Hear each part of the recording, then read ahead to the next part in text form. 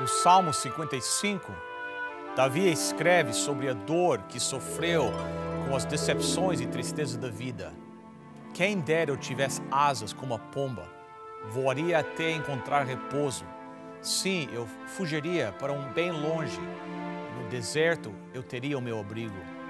Eu me apressaria em achar refúgio, longe do vendaval da tempestade.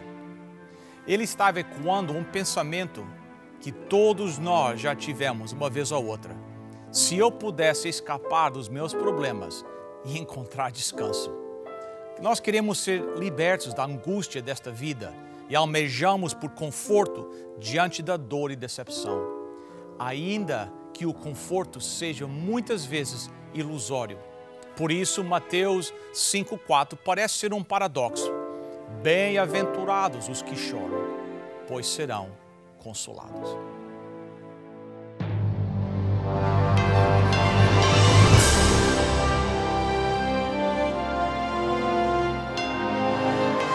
Venceu a prova do tempo. O livro de Deus, a Bíblia, ainda relevante neste mundo complexo. Está escrito Canadá, partilhando mensagens de esperança ao redor do mundo.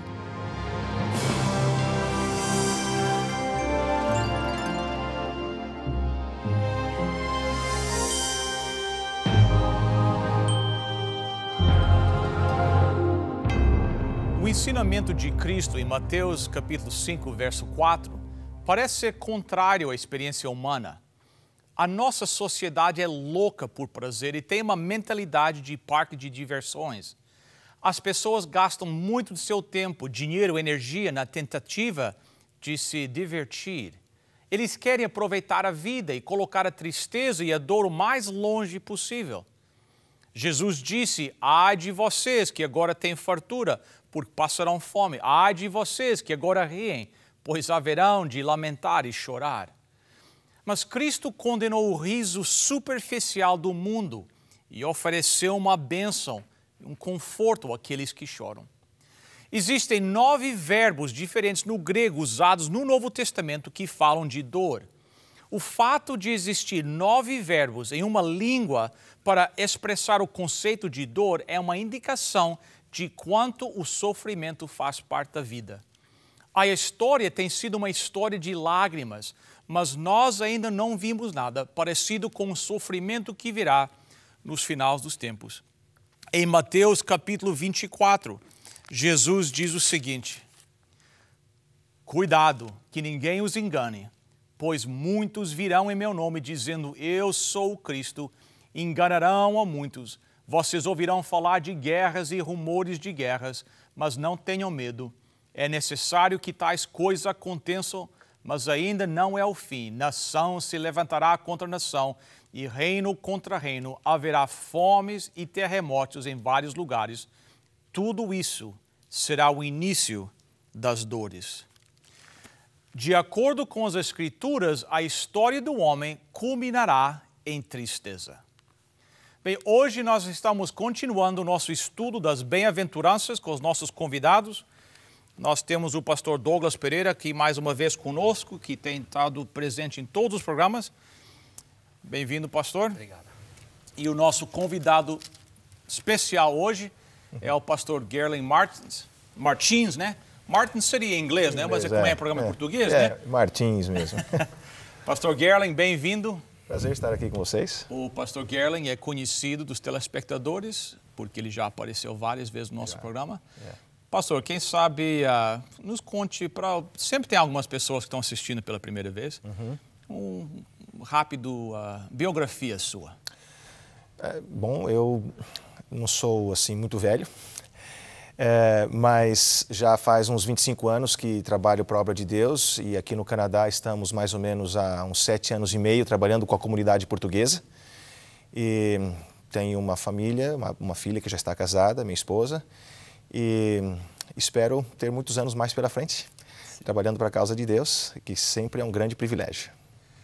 Muito obrigado. E o pastor Gerlen e eu nos formamos juntos, estudamos juntos. É verdade, em 85? Foi mesmo. Já faz um bocado de tempo, hein, rapaz? É verdade, você foi orador da nossa turma. Então, É um prazer sempre ter o pastor Gallagher. Continua orador até hoje. Até hoje, você viu? Pastor Douglas, hoje nós vamos estudar o versículo 4, né, de Mateus capítulo 5, né? Perfeito, é isso mesmo. Que para mim, esse aqui, todas as bem-aventuranças são meio, como é que se diz? Paradoxal, né? São paradoxos. Mas essa aqui, para mim, é bem vívida, né? Como é que está aqui? Bem-aventurados os que choram. Porque serão consolados. É.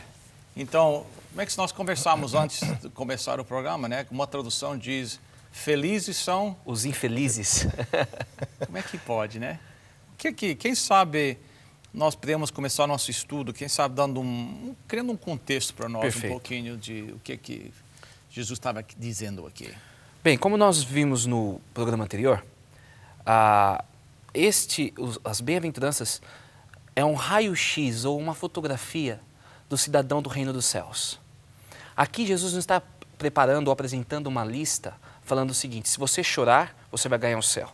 Se você for pobre, você vai ganhar o céu. Não, ele está descrevendo aqueles que já são cidadãos do céu. Ok. Aqueles que já aceitaram a graça de Jesus. Então aqui não existe uma salvação pelas obras. Olha, certo. Você vai chorar, você vai ser misericordioso. Não, aqui é uma descrição daqueles que já foram salvos. Ok. Então isso eu acho que é importante nós entendermos e compreendermos. É interessante nós notarmos que essa bem-aventurança, que se encontra no verso 4, é uma das mais vagas das bem-aventuranças. Porque aqui ela não apresenta o motivo do choro, porque você vê as outras, ela fala, bem-aventurados pobres de espírito. Bem-aventurado aqueles que têm fome e sede de justiça. Então, ele não dá uma noção do que a razão do choro e também não mostra como vai ser o consolo do choro. Então, aparentemente, é algo vago, paradoxal e que não faz sentido. Mas quando a gente começa a estudar e analisar, nós aprendemos e retiramos lições maravilhosas. E eu acho que a primeira delas é a seguinte. Este texto, ele aparece no Velho Testamento, ou parte dele aparece no Velho Testamento. Ok.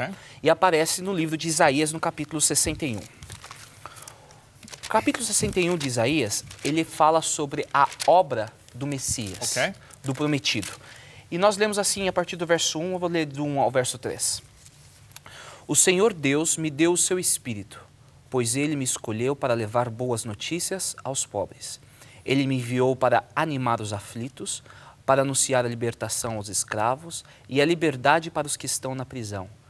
Ele me enviou para anunciar que chegou o tempo em que o Senhor salvará o seu povo, que chegou o dia em que o nosso Deus se vingará dos seus inimigos. E aqui vem a parte importante.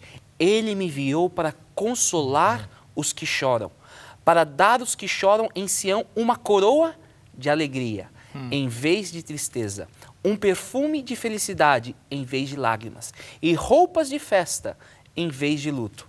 Eles farão o que é direito, serão como árvores que o Senhor plantou para mostrar a todos a sua glória. Muito interessante. Interessante, né? Então aqui vem mostrando que a obra do consolo é a obra do Messias.